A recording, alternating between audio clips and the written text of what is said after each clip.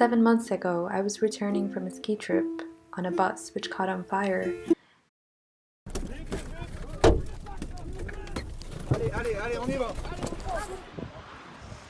Everyone who was on the bus that day survived the fire.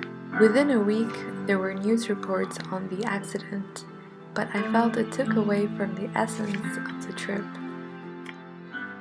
That motivated me to write about the accident, to both connect with others who had gone through the same experience, also to inform others who were not aware of what had happened.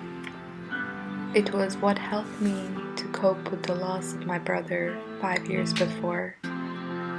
Both of these shared experiences led to an outpouring of support from my friends and family. Does sharing of deep feelings on the digital medium help people to heal?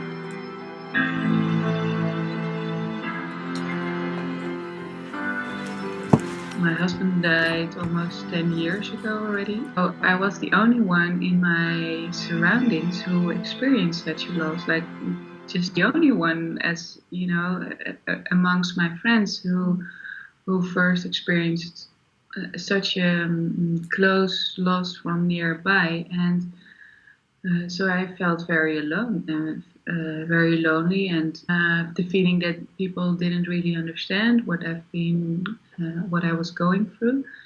When I feel so full of pain, don't try to take it away. Stay with it. Try to stand next to my brokenness without being able to console me, without making it worse, without making it better. Don't try to maneuver me away as quickly as possible. Back out of that pit. Instead, stay with me right there, briefly at that deepest point. Acknowledge that it's black there and that there is no solution or salvation for it. Acknowledge the reality just how I experience it at that moment. He is no longer here, and nothing about that will change. When I started, I thought, okay, these poems are just popping up thoughts, and I never felt that I really write them. Like, I don't sit down and think, now I'm going to write a poem, but it's more that they, that's why I call them wing poems, because it feels like they just fly over and I catch them and I write it down. And sometimes I think, oh, did I write this? Oh, well, that's actually quite nice. Or, oh, I don't really like this. Een oerkracht borrelt in me op, vanuit mijn onderbewuste omhoog, naar buiten. Sleep me mee, als ik zelf niet kan, niet wil. Het doel is verder en ik moet mee. I used to journal during the time of my brother's illness, but it wasn't until after his passing that I first wrote about my feelings and shared it on my blog, as well as writing one for my university publication. I wrote this particular post a week before my graduation from university.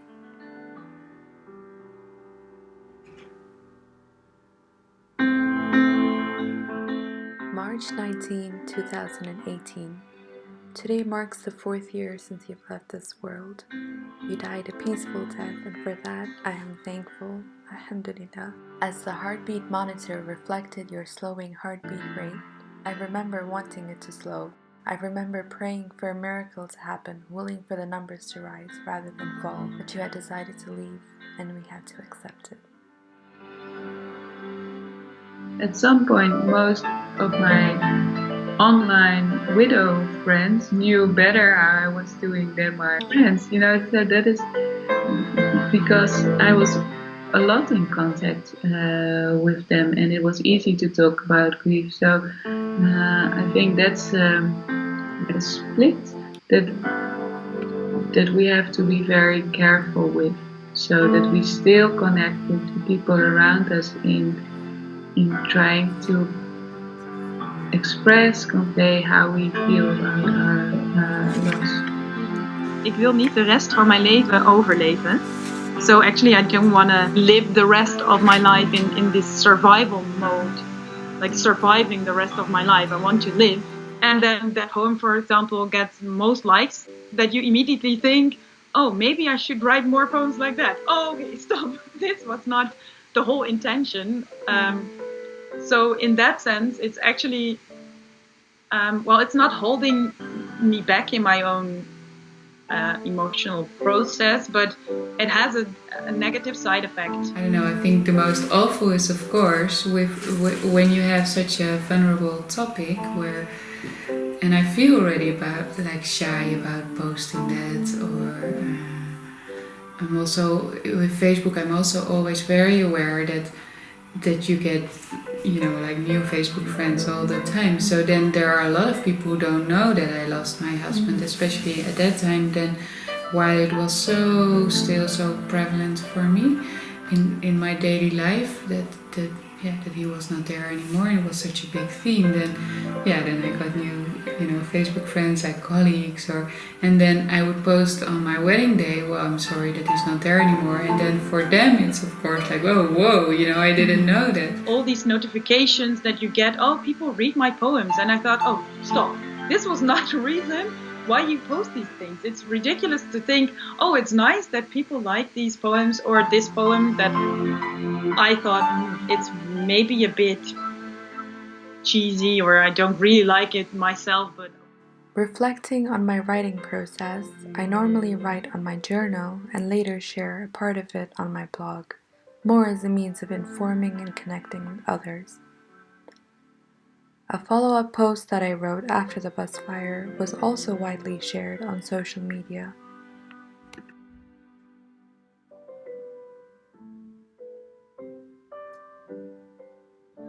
Somewhere in the first month, I searched on the internet what I told you, just to see if there were Facebook groups or fora where people were talking about these topics. And then I thought, oh, okay, this is not helping me at all because it's all negative.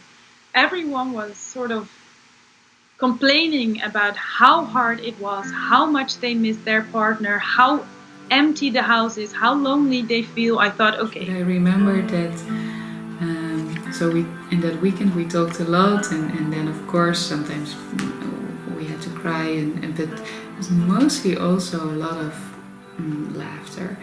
And then when we went home, I was, maybe because of all the emotions and the tiredness, then I just had to cry so much.